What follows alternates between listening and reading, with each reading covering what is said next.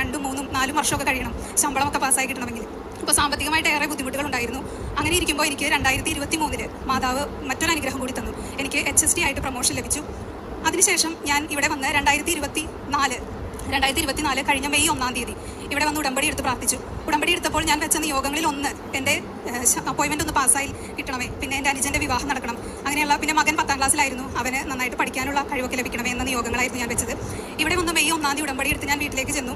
വീട്ടിൽ ചെന്ന് ഒരു ദിവസം കഴിഞ്ഞപ്പോഴേക്കും എന്നെ DO ഓഫീസിൽ നിന്ന് വിളിച്ചു എൻ്റെ സർട്ടിഫിക്കറ്റ് വെരിഫിക്കേഷനായിട്ട്. സർട്ടിഫിക്കറ്റ് വെരിഫിക്കേഷൻ ഞാൻ പോയപ്പോൾ ഉടമ്പടി ഉപ്പും തൈലവും കൃപാസന പത്രമൊക്കെ എൻ്റെ കയ്യിൽ വെച്ചിട്ടാണ് ഞാൻ സർട്ടിഫിക്കറ്റ് വെരിഫിക്കേഷന് പോയത്.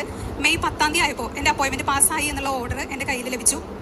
അത് ഞാൻ മാതാവിന് ഒത്തിരി നന്ദി പറയുന്നു. പിന്നീട് കുറച്ച് ഇങ്ങനെ മാതാവ് പെട്ടെന്ന് എനിക്ക് അനുഗ്രഹങ്ങളുടെ ഒരു പൂമഴയായിരുന്നു എൻ്റെ ജീവിതത്തിൽ. കുറേ നിരവധിയായ അനുഗ്രഹങ്ങൾ എനിക്ക് നൽകി. പിന്നീട് ഞാനിങ്ങനെ എൻ്റെ പേപ്പർ വർക്കുകളൊക്കെ സാവധാനം മുന്നോട്ട് പോയിക്കൊണ്ടിരുന്നു.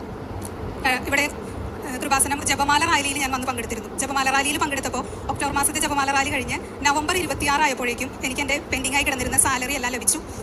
പിന്നീട് മകൻ്റെ SSLCയുടെ റിസൾട്ടും നല്ല വിജയം നൽകി മാതാവ് അനുഗ്രഹിച്ചു.